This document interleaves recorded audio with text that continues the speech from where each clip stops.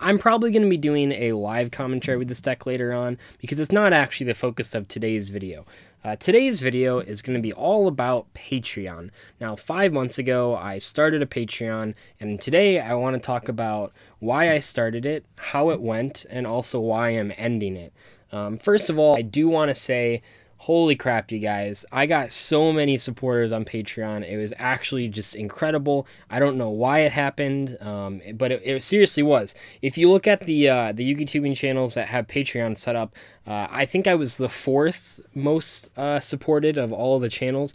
Simply Unlucky, Simo, and Hardleg Gaming were all ahead of me, although Hardleg's a little bit unique because he doesn't actually run ads on his videos, so the Patreon support is how he makes his money, so it's a little different than the other two. But other than those 3, I pretty much had the biggest Patreon, and that's just incredible. A lot of the times you can look at even the bigger channels than me, and their Patreon, they only have like 3 donators, and that's just like incredible. Maybe they're just not shouting it out or enough or something, but for the most part, I tried to not spam it in the videos. Obviously, it's in the description of all the videos, or was in the description, and I would mention it when I was doing a challenge from one of the donation rewards, but other than that, I pretty much didn't mention it ever, so it's pretty crazy to see how much I actually got on Patreon, and that was awesome. So why did I create it in the first place? When I created Patreon, I was making not a lot on YouTube. I was making more than I ever had, because for 5 years I didn't put ads in my videos, but I wasn't making a ton, and I realized that there were certain types of videos that were making no money, and also that I needed to afford better equipment.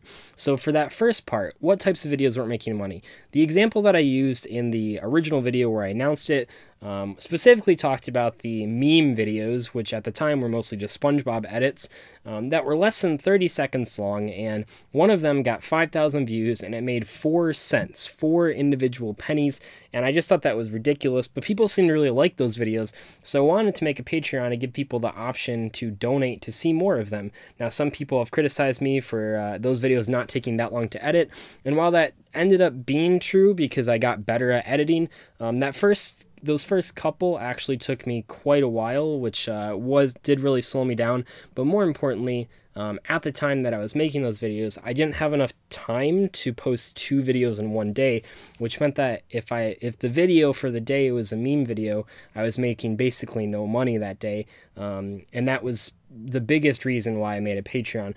Also, with the equipment. So with the Patreon, I've been able to afford a nice webcam, editing software, Photoshop, all that stuff that I now use daily, and that was really important to me. Things that I would not have been able to afford, or would have had to save up a lot longer to buy if I wasn't having the Patreon support. So that was really good, and it obviously made the quality of the videos much better. I know I don't edit a ton, but obviously, I mean, just having moving backgrounds or having cards that can move on the screen is something you can't do in Windows Movie Maker. So those were huge, and that was awesome, and I really do appreciate all the support, but there comes a point, and I'm at the point, and this is why I ended it, was because I simply don't need your people's money anymore. That's pretty much all it comes down to.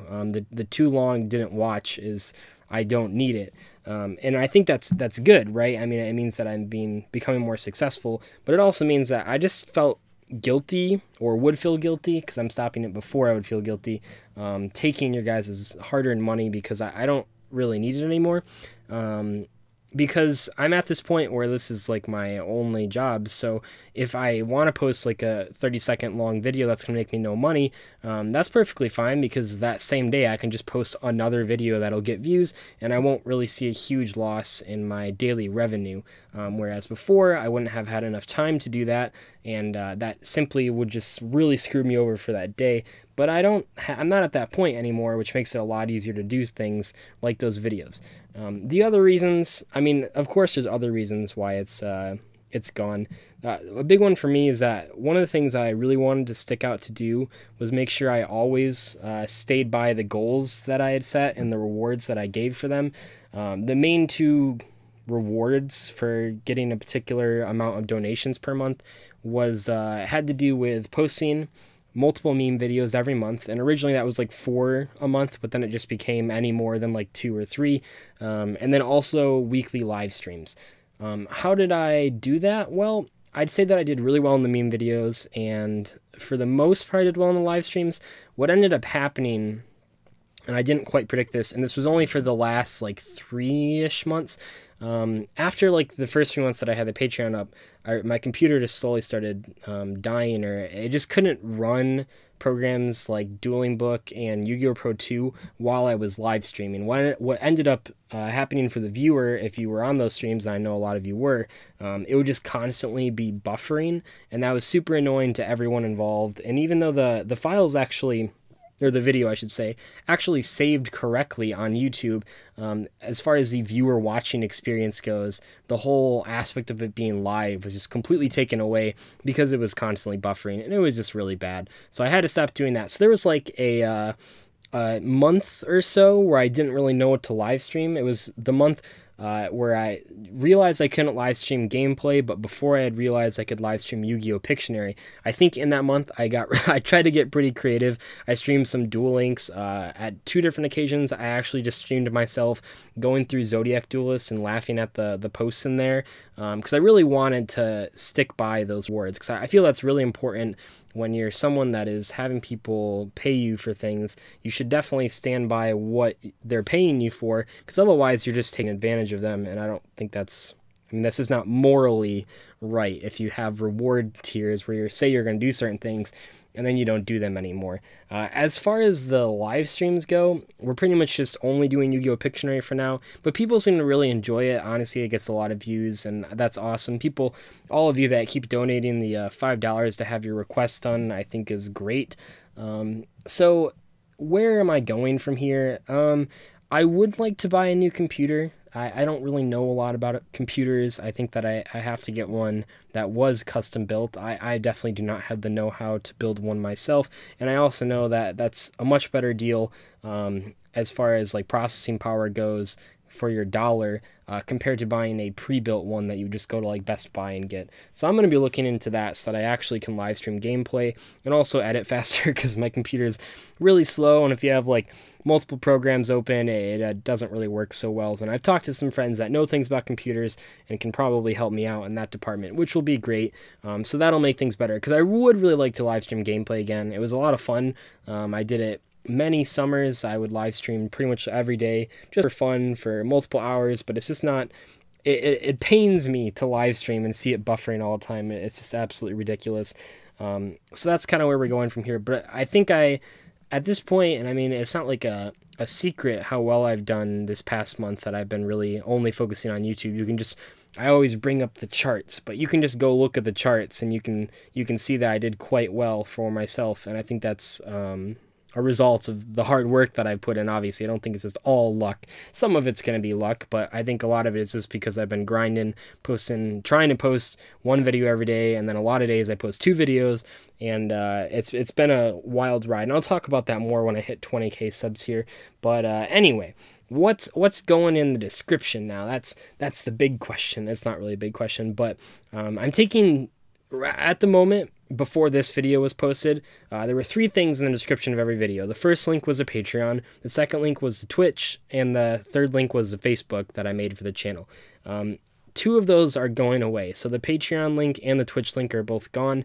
The Patreon one obviously doesn't need to be there anymore. I haven't streamed on Twitch in like a year, if that. I pretty much only stream on YouTube now, so it's a lot easier for people, I find, just to stay subscribed to the channel, and then when I start live streaming, they get a notification on their phone. I find that's a lot easier instead of making an announcement video to go to Twitch. So we're just not going to stream on Twitch anymore. I have the I mean, you have Super Chat to support me, you have Streamlabs works with YouTube, so it's like the same donation thing from Twitch that also works on YouTube, which is great.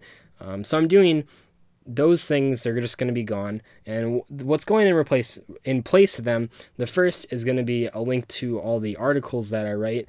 I don't know if you guys knew that I wrote articles, but I do. So on tcgplayer.com, weekly I write 1 article. A lot of times it features topics that I've talked about on the channel, but it gives me a chance to go way more in depth with them instead of just rambling on for however long, because I actually edit it and I sit down and sort of sort it out. It's a lot more organized for sure, and a lot of times I post the deck list or near deck lists from the decks that I played in live commentaries, which was one of the Patreon awards. Obviously, I don't care about that anymore, so feel free to check out tcgplayer.com. The link will be in the description. All my articles, I've written articles for them since 2012, so there's a lot of them, and you can get a lot of my older deck lists as well. And there's also going to be an exciting announcement at TCG Player in the next couple weeks here, but I'll talk about that later. Not sure how much I'm allowed to say on that, so we'll move on from it. And then the other thing is there's going to be a link to MetaMats. That is my mat sponsor. I love MetaMats. You guys see me use the Way of the Warrior mat in every single live profile that I do. It truly is a beautiful mat. It's like the only mat that I know of that looks better in person than it does in pictures. It's just great. But I love that company. They're great for making custom mats, but also their hand-drawn mats are really good as well. The Way of the Warrior isn't a custom. It's just one that they commissioned someone to draw, and that's cool. And there's also going to be, eventually, I think, there's going to be a link where if you purchase a meta mat and you put my name somewhere, like I get a small fraction of that purchase. So that'll be cool, because a lot of people were coming up to me at YCS Dallas with Way of the Warrior mats saying, you know, I saw this on your channel, I decided to buy it, and I love it. And I think it's cool that I'll be compensated for anyone that sees the mats on my channel and then buys them in real life, because I do stand by the company. Originally, I was the one that sought them out, so it's not just them paying me to say stuff about them. I don't have to say anything nice about them. It's just I support the company and I use their mats, so why would I not want to be sponsored by them? But anyway, that was my long-winded video about why Patreon left. Hopefully no one's too disappointed. I know there's a couple of you that every single month I would get a message when the month started saying, here's what I want for my Patreon award video, and that was a lot of fun, but I just don't think it's the right direction for me right now. I just don't want to feel guilty about taking money that I don't need. And yeah, we'll be talking about a lot more stuff when I hit 20k subs, which should happen. I mean, my goal was before 2018. I think it'll happen well before 2018. We'll just have to see. But anyway, I'll see you guys later. Bye.